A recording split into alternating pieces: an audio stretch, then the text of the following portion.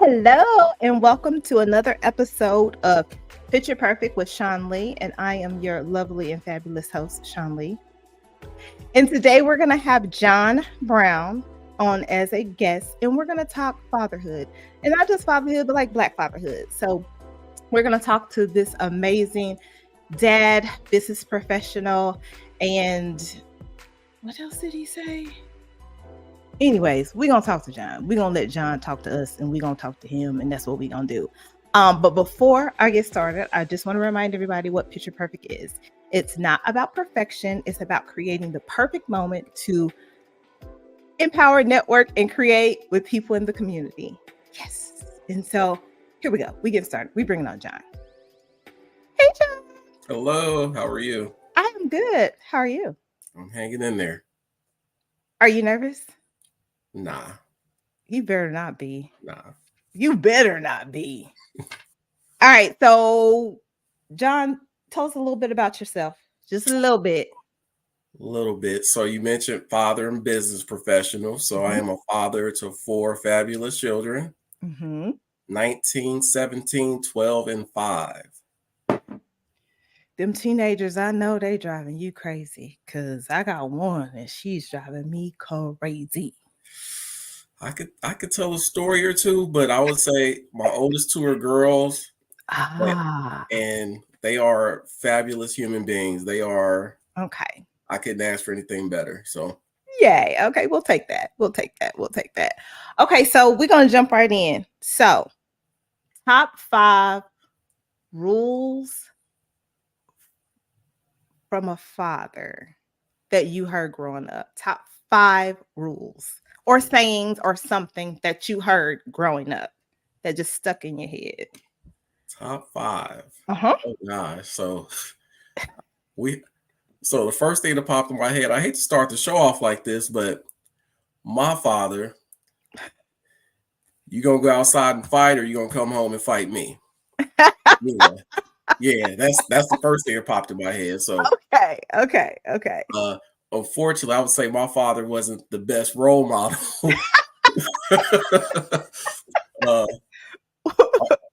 Love him to death, rest in peace. However, okay, so maybe we'll say parent rules, something that you've heard that your parents say. We'll say that. I can roll with that. Okay. 2, let me see. I can't even rank them, but just from a parental standpoint, speak well. Ooh. So, and when I say that, like they always got on me about pronunciating words, saying them correctly. I used to say fintu. That got erased from my vocabulary. I still say that every now and then. That's not a word. So like that's so real. Like, and that's stuck with me through life. And I got ridiculed for it because where we're from, it's like, oh, you talk proper, you talk white. Yeah. I got called white girl, and then my skin tone didn't help either. So I get it. So that's 2. I need 3 more. Gosh. So you're supposed to prep me for this. Not this one. No. Take care of your sister. Oh. So I'm actually the youngest. Oh. Do you hear that? No. I am so sorry.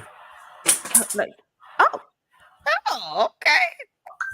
Like, I'm glad that other thing wasn't on when I came on to the thing, because I wouldn't have been able to explain that. Like, we're not gonna talk about that. But take care of your sister. So my closest sibling is 8 years older than me. Oh. And you have to take care of your sisters. So just a part of that, if you're not gonna fight it outside, you're gonna fight at home. So that was a part of it, Okay. Handle business. So I've done that once or twice, unfortunately. I can believe that. I know. Yeah. Yep. Listen to your mother. Absolutely. I would actually put that number 1 if I was to rank them. Number 1, listen to your mama. And I got burned so many times for not listening to my mom when I was younger. And I was just like, I give up. Whatever she say, here, got it. Because every time she told me not to do something, I did it, I got hurt. Like something bad happened. So I'll stick with that. Can you talk to Jasmine? Can you just talk to Jasmine and tell her to listen to her mama? Okay. We can set something up. We can go scared straight with it if you want to, you know. No, Scott, scared straight. No. It's effective. I'm telling you. Okay, you got one more? I'm trying to think. One more. And it could just be something that you heard growing up in your house that you is like in your, like me. Either you're gonna stay in or you're gonna stay out. But you ain't gonna keep coming back up in this house. When we went outside to play, it was just either or. Didn't matter if you had to go to the bathroom. What you gonna do? So yeah, we were outside. The obligatory be home when the street lights come on. Oh, that's a good one. That's a good real one. Like I'm talking about full sprint to the house when the street lights hit. Because mama didn't play at all. Not even a little bit. Okay, well, we're gonna jump right into it. So my first question for you, John. First question, why is it important for Black fathers to be present? I know that's a loaded question, but why is that so important? So that's a great question. It's actually a part of my philosophy of being a father. So being present is basically showing them or raising them by example versus raising them by do as I say, not as I do. So being present, you might not be perfect, but you're there. And that matters. Them seeing you every day. And, you know, different men do different things, but just in terms of a positive aspect of it, just seeing it day to day, it makes a huge difference because when you grow up, you don't realize how much that actually shapes you as a person. I agree 100%. Like you don't realize what that looks like as an adult until you become an adult. But fathers being present makes a huge difference when it comes to discipline and what, even for me, what a woman sees growing up as a woman, because the first introduction to a guy, you know, that she falls in love with is her dad. Like, you know, that's her dad. Like she loves her dad. He's the hero. He's this, he's that. And so when they're not there, I feel like that causes people like to say daddy issues. But it's so much more than just like a daddy's issue. But I agree with you 100% to be present. So for you, did you find it, and this is not number 2, so don't even try it. So did you find it, because I guess we became parents kind of around the same time, because Jasmine will be 18.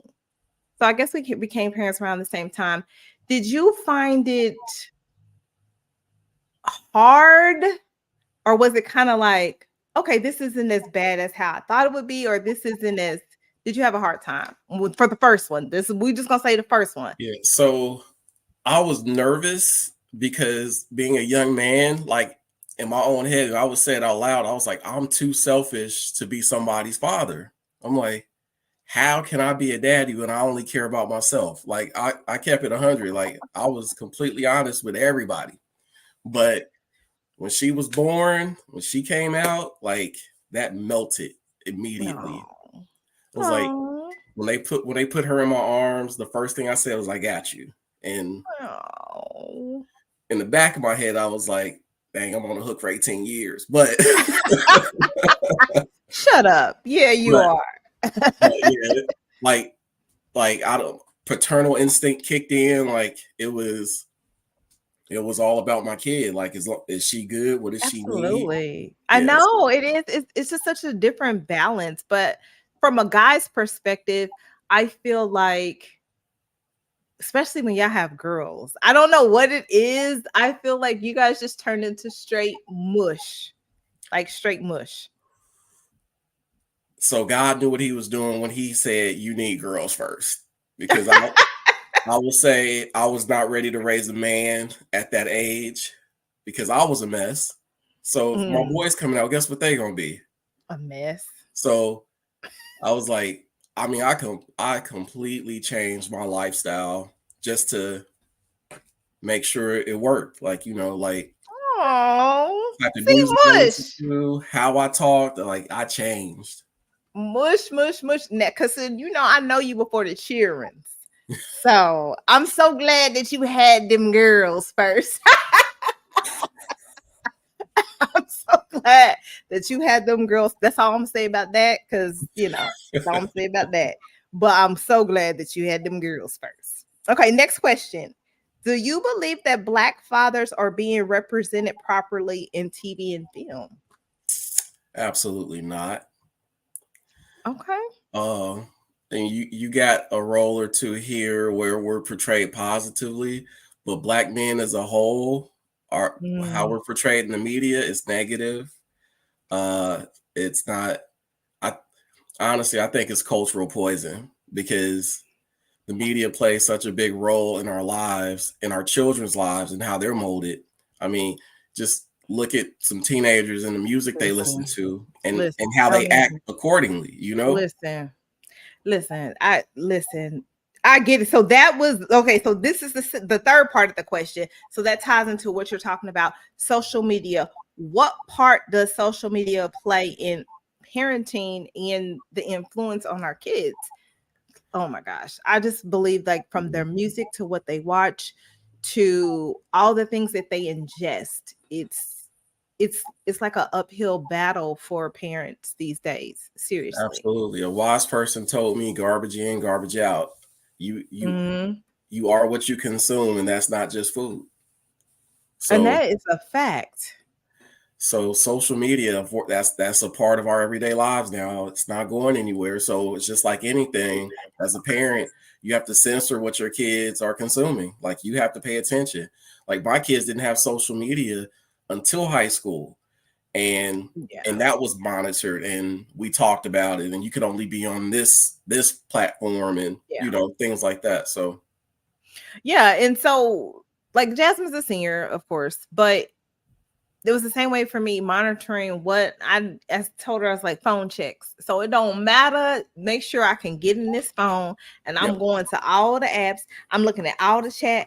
What y'all talking about? What, like, just see and make sure that you are representing yourself as a lady and you're not allowing, you know, because kids, they be cussing. They think cussing is cool. I mean, we don't even get me started, but they think it's cool. I think the problem that I am noticing with young ladies in, like you said earlier about the music and what they're seeing, these girls are disgust. Like I I have never seen anything like this ever. and Like you could say Little Kim, everybody can say Little Kim. They can say, "Oh, well, Little Kim was raunchy," but it was just one of them. It was one Little Kim, and then the stuff that she was saying and how she was spitting it, it was totally different than My Butthole's Brown and like all that crazy yeah. stuff. Like I can't get jiggy with the no nonsense. Unfortunately, Ho is life right now. That's, Ho is listen. I gotta write that down. Ho is life. Now, how do you feel about that with you having daughters? I don't worry about it at all because I raised them. Like Okay. they know how they know how they should carry themselves. So that's what I expect. I don't even think twice about it. Gosh, I can't even. Oh, their music is such trash. I don't care what they say. They're like, "Oh, this is good music," and I hate when they sit up there and talk about this song is, and I'm like, that is such and such a song, like beat, like all of that, and then I'll play a song for Jasmine. She's like, "What?" I'm like, "Yeah, y'all just recycle." Like to the 20th power, y'all recycle and y'all act like it's something brand spanking new, and No it's not clue. They have no clue. at all. Okay, on to the next question. Do you feel celebrated as a father? No, I know, I know, I know. So this is one of the most uncelebrated jobs you'll ever have, but it's rewarding just because you Okay. see your kids flourish. So I don't expect to be celebrated because this is what I'm supposed to do, if that makes sense.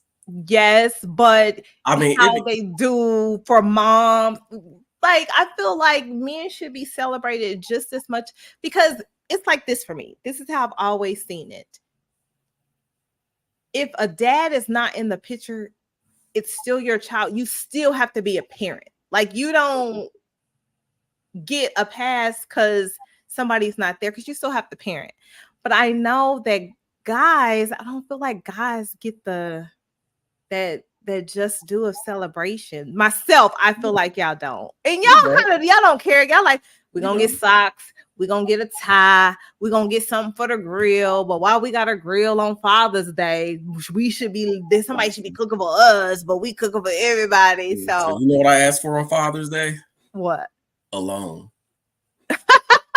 Just leave me alone. Oh, you ain't gotta give me anything. Listen. Like, if you want to eat, let me know. But other than that, I'm good. You know what? That's me. Now that I've gotten older, I see people like, oh, you went with Jasmine on Mother's Day? Nah, I'm good. Like, I'm with her every day. So how about this? How about y'all hang out with her and then let me be free? So that works? Okay, yeah. Because I'm enjoying peace in our 40s. I'm just gonna say in our 40s. I'm not gonna date you. You ain't gonna date me, but we're in our 40s. Look at the gray, like. Yeah, but yeah, okay, yeah. So, yeah. So let me ask you this. Everybody says it's different raising girls than boys. And so since you have both, what are the outside of, I feel like young men just be kind of relaxed, but their shoe game is expensive. Girls is drama, just fabulousness, and they just all around expensive. What were the major differences that you've seen with the girls and the boys? So to this point, I would say my girls have been easier. Oh. To this point. So Okay. my son he's 12, so he's just getting into that stage. So I don't know how that's gonna play out yet. But now my girls like with my oldest, I had one issue with her, like one serious issue that we had to kind of work out. But other than that, like, I'm talking about smooth sailing. Like, she's got a full ride in an honors college. Like, she's doing her thing. My other daughter, she's about to be on the same path. So they got the same SAT scores or ACT, whichever one they took. Like, listen, okay, Papa. They some bad girls. Some bad girls. Now, because bad is not baddies. You talking about them as some stellar young ladies. Because in case the young folk is watching, we ain't talking about baddies. That's not what we're talking about. We talking about no.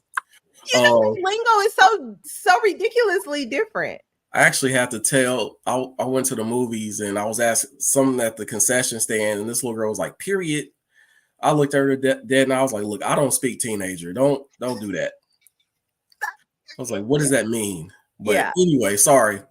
No, you're fine, because I was gonna say, they said they were having a conversation and they said that was raw. I was like, okay, what's raw mean? It was real. That was real. And I was like, okay, raw, real. Because I don't want y'all to be using raw. Like, that was raw. Like, I didn't. Kids they're different. They're different. So your boy, he's 12. Yeah. So he hasn't got into that. So what's the 5-year-old girl? He's a boy. Boy. So he's in the sweetie phase. Yes, right he now. is. He's in the sweetie phase. He's absolutely opposite of me. So the 12-year-old. So does he have electronics as far as like phones? I'll say phones, not because I'm pretty sure he's got a game system. So he has one of my spare phones, but I don't have service on it. Oh, okay. So if he has Wi-Fi, he can do some things, but he has an issue with electronics. So we really have to monitor him and limit him. So he does not have free reign because he can't control himself. But let me see. But yeah, my daughters, of course, they have phones, and of course they do. Yeah. Of Like, course they so, do. Yeah, but of course they do. Okay. All right. So those were my questions. That wasn't so hard now, was it? not yet. No, thank you. It was not that hard. Now we about to look at your pictures. Relax. That was all the questions. Oh wow. Okay. We did all the questions. Years. I told you. I don't know why you were so worried about this. Okay, so for everyone, I took when was that? Because it was hot as heck. It was last It was summer. last summer. Yeah. It was last summer. So I took pictures of John last summer. He just wanted some headshots. So we met up at a coffee shop and we took some amazing pictures. I mean, I took some amazing pictures. He just so happened to be in them. He didn't do nothing, but he did smile. So we're going to just showcase some of his pictures. He's already seen these because, again, it was last summer. So he's already seen them. It's not a reveal, but here we go. Let's see here. Let's get you added in here. I guess I got to exit out of this. All right.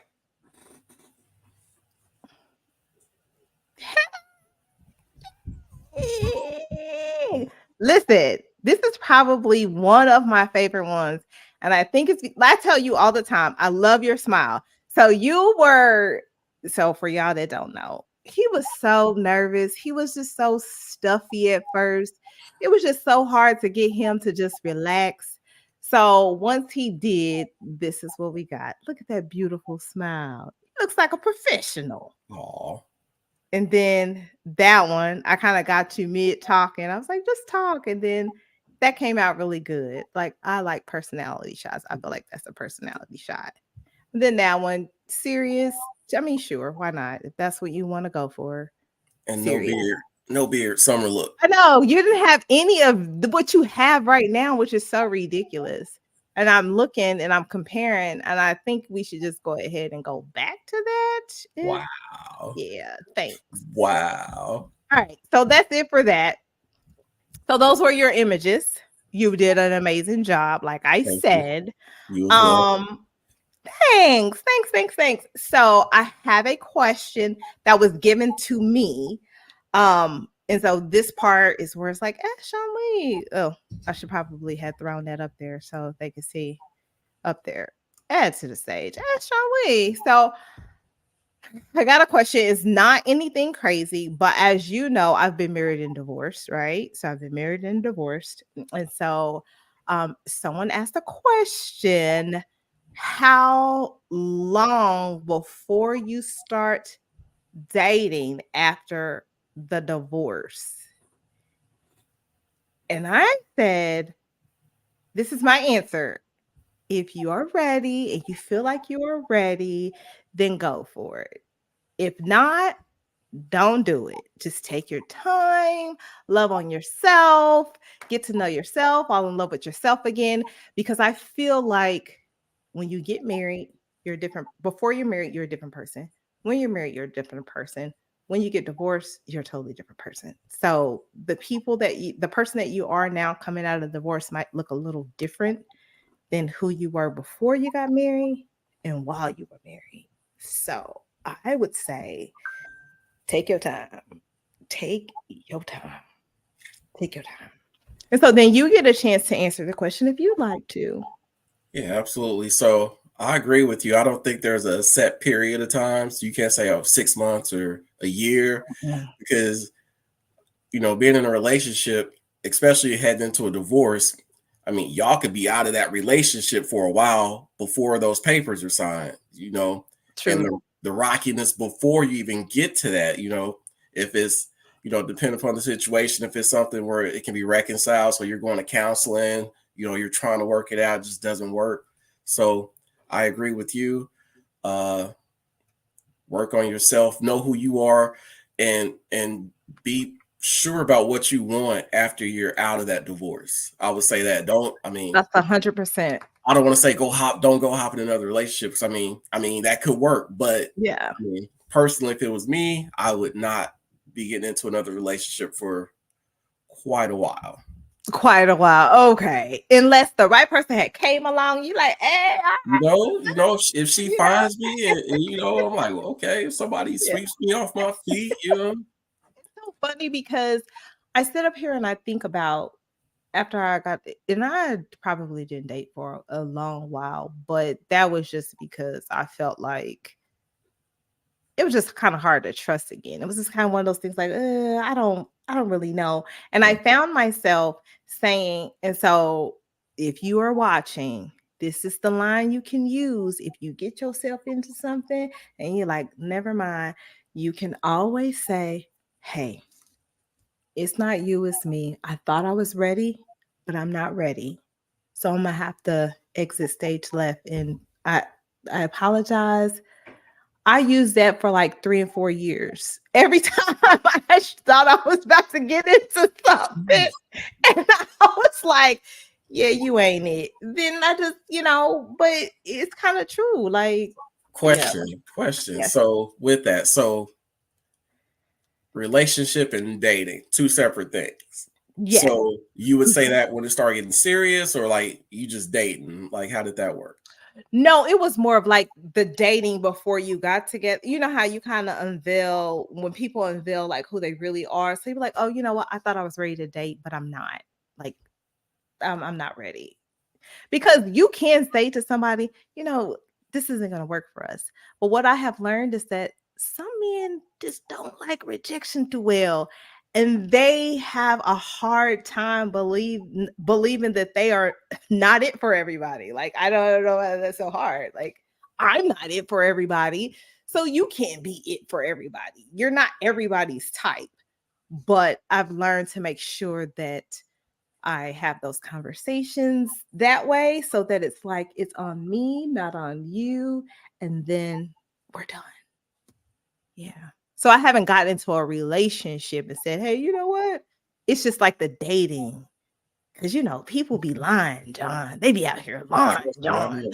But I mean, women got egos too. You tell them no, Oh, you get attacked.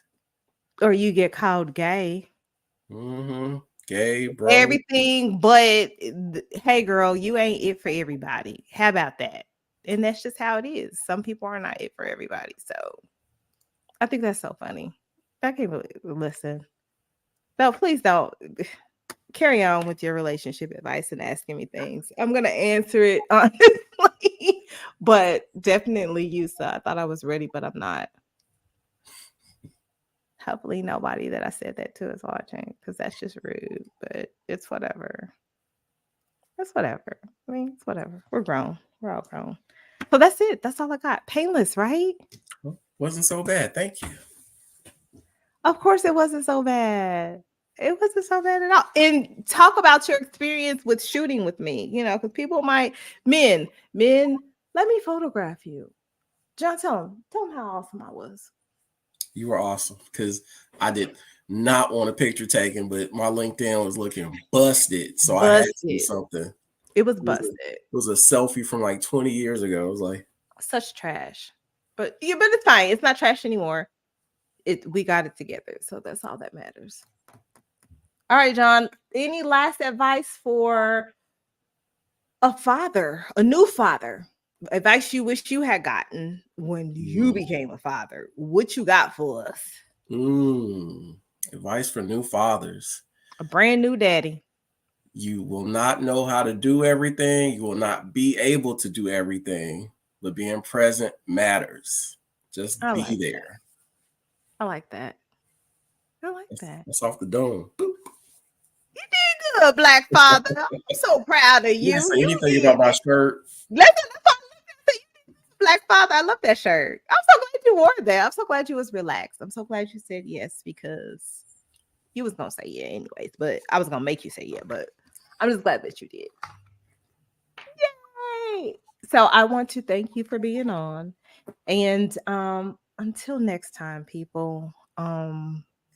I guess let me throw this last slide up here. Y'all can go ahead and take a look at that, and y'all can decide if y'all might want to be a guest on the show. Y'all can hit me up at Shawn Lee House TV on all social media platforms. You can email me info@shawnleehouse.com and visit my website www.shawnleehouse.com because I'm dope. Yeah, all of those good things. And so, with that being said, we are out. Bye.